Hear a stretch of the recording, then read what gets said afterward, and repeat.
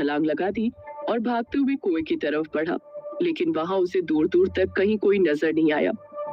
छलावा पागलों की तरह चारों तरफ अनन्या को ढूंढता रहा, यहाँ तक कि कुएं के आसपास के पूरे इलाके को उसने देख लिया।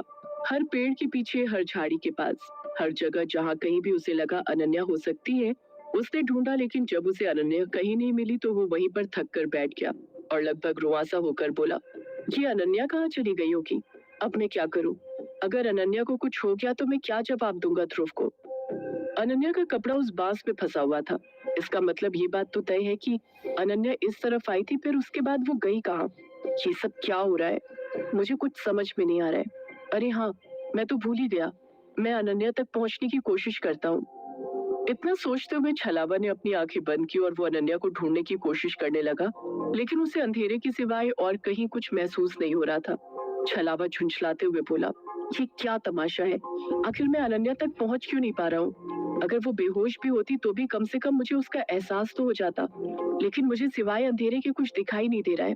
ऐसा लग रहा है जैसे अनन्या किसी ऐसी जगह पर है जहाँ तक मैं नहीं पहुंच पा रहा हूँ, लेकिन ऐसी कौन सी जगह हो सकती है? इतना सोचते हुए छलावा बोला, हवेली। जहाँ तक मुझे पता है ऐसी एक ही जगह है और वो है हवेली, जहाँ पर सुमेर ने पूरा इंतजाम कर रखा है ताकि कोई भी मानसिक शक्तियां वहां तक नहीं पहुंच पाए। लेकिन अनन्या दोबारा हवेली क्यों जाएगी? कहीं ऐसा तो नहीं कि सुमेर यहाँ आया हो और वो अनन्या को लेकर गया हो?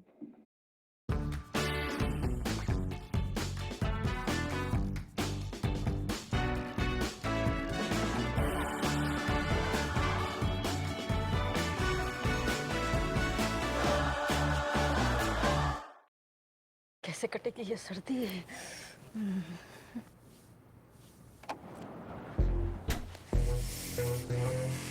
कैसे कटेगी ये सर्दी?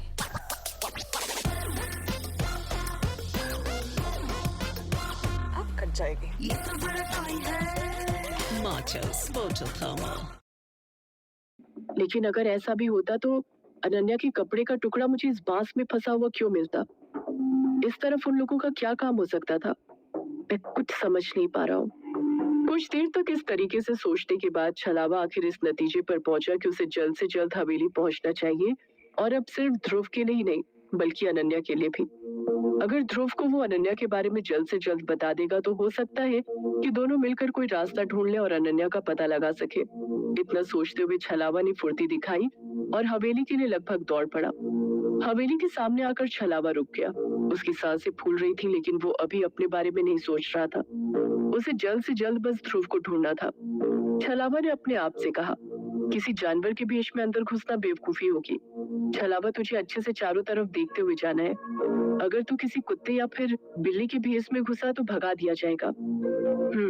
किसके भेष में घुसूं भीतर? महादेव? हाँ, महादेव ठीक रहेगा।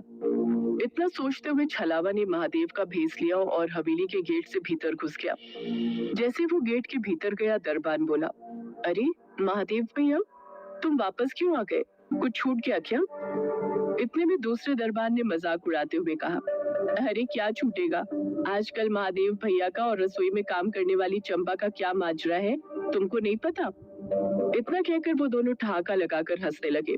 छलावा उन दोनों को घूर कर देखता हुआ आगे बढ़ गया और अपने मन में बोला, हवेली में सब के सब गधे भरे हुए हैं, मालिक से नौकर तक कोई काम नहीं है।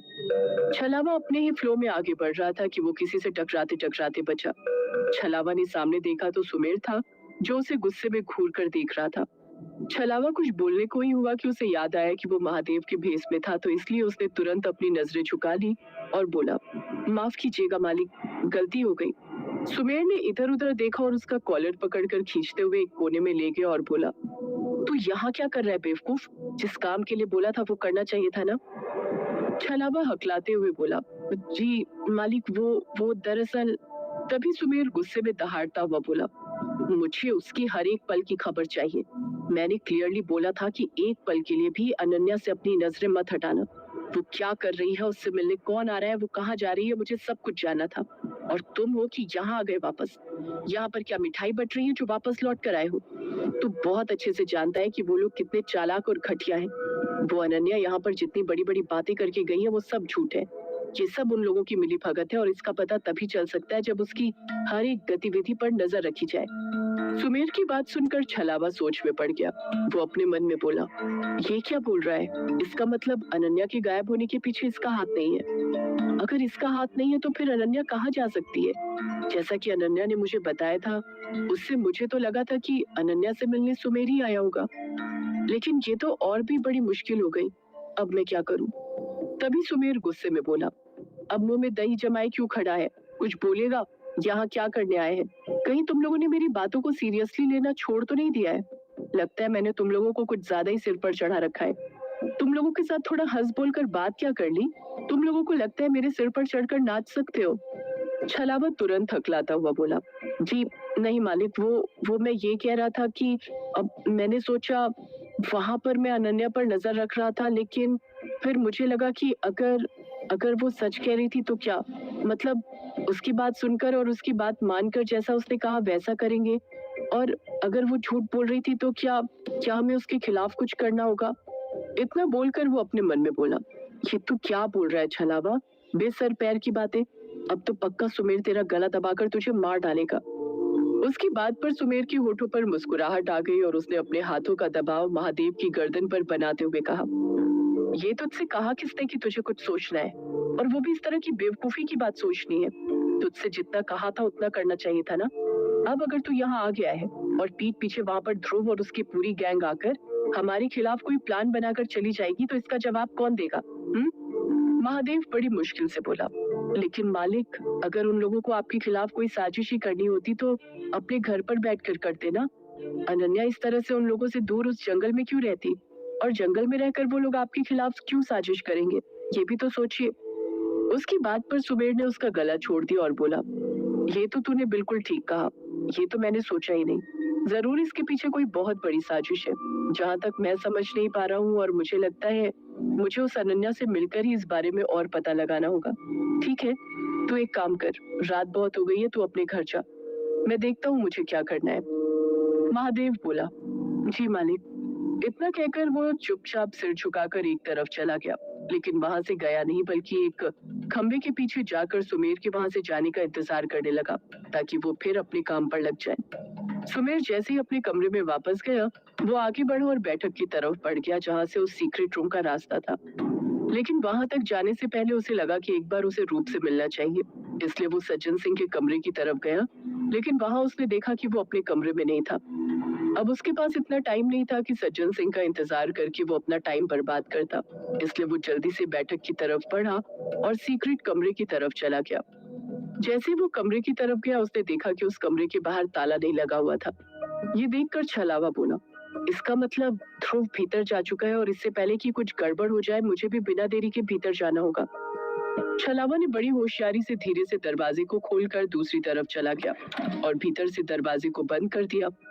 वो धीरे धीरे उस कमरे में गया जहाँ पर सुमेर ने ठकुराइन को बंद करके रखा था, जिसकी अलमारी से वो रास्ता नीचे की तरफ जाता था। छलावा जैसे ही ठकुराइन के कमरे के भीतर गया, उसने देखा वहाँ पर रूप के साथ साथ अनन्या पहले से ही मौजूद थी। उन दोनों को देखकर छलावा हैरान रह गया। तब तक उनकी नजर भी छलावा की तरफ पड़ी जो कि महादेव के भेष में खड़ा था। अचानक महादेव को अपने सामने देखकर वो दोनों घबरा गई। तब छलावा एकदम से बोला, अरे मैं हूँ, डरो मत। इतना कहकर छलावा ने तुरंत अपना भेष बदल लिया। छलावा को देखकर उन दोनों की जान में जान आई। छलावा ने अनन्या को देखा तो भागते हुए उसके नजदीक गए और बोला, तुम यहाँ क्या कर रही हो? तुम्हें पता भी है मैंने तुम्हें कहाँ कहाँ नहीं ढूंढा। मेरी जान निकल गई थी ये सोचकर कि तुम कहाँ चली गई हो, कहीं तुम्हें कुछ हो तो नहीं गया। मुझे डर था कि मैं ध्रुव को क्या जवाब दूंगा, और तुम यहाँ हो, और रूप तुम भी यहाँ हो। मैं सज्जन सिंह के कमरे में गया था लेकिन तुम वहाँ दिखी ही नहीं। तुम दोनों यहाँ क्या कर रही हो, और ध्रुव कहाँ है? उसके मुंह से ध्रुव का नाम सुनकर अनन्या चौंकती हुई बोली, ध्रुव? मुझे क्या पता ध्रुव कहाँ है, ध्रुव तो घर पर होगा ना। छलावा ने कहा, नहीं, ध्रुव हवेली आने के लिए निकला था। इसके बाद छलावा ने वो सारी बातें बताई कि तारा के बेहोश होने के बाद ध्रुव किस तरह से हवेली के लिए आया था। ये सुनकर अनन्या ने अपना सिर थाम लिया और बोली, लेकिन हमने तो ध्रुव को कहीं नहीं देखा।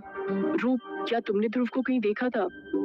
रूप इनकार करती हुई बोली, नहीं तो, जब तुम मेरे पास आई उसके बाद तो मैं यहीं तक आई, उससे पहले तो मैं कमरे में ही थी, मुझे ध्रुव के बारे में कुछ नहीं पता। ये सुनकर छलावा के माथे पर चिंता की लकीर दिखने लगी। तभी वो बोला, अच्छा ये बताओ तुम यहाँ कैसे, और तुम्हारे कपड़े का ये टुकड़ा। इतना कहकर छलावा ने अपनी जेब से अनन्या के कपड़े का वो टुकड़ा निकाला और बोला, ये उस बांस में फंसा हुआ था जो मेरे घर और कुएं के बीच में है। तुम उस तरफ गई थी क्या? अनन्या ने देखा तो वाकई में वो उसी की कुर्ती का कपड़ा था। अनन्या बोली, अरे हाँ, ये जब मैं भंवरी देवी का पीछा कर रही थी तब फट गया था, लेकिन मुझे कपड़े चेंज करने का भी टाइम नहीं मिला। छलावा ने हैरानी से कहा, भंवरी देवी? अचानक भंवरी देवी कहाँ से आ गई? अनन्या ने कहा, मुझे नहीं पता, लेकिन वो भंवरी देवी थी। उन्होंने ही मुझे उस कुएं तक बुलाया था। दरअसल सुमेर ने महादेव और शायद किसी और को तुम्हारे घर के आसपास तैनात कर रखा था मुझ पर नजर रखने के लिए, इसलिए भंवरी देवी ने मुझे वहां से दूर बुलाया। उन्हें मुझसे कुछ बात करनी थी और उसके बाद इतना टाइम नहीं था कि मैं वापस जा पाती। मैं वहीं से फिर हवेली तक आ गई। छलावा बोला, नहीं नहीं नहीं, कुछ गड़बड़ है, जरूर कुछ गड़बड़ है। भंवरी देवी वो भी इस तरह अचानक?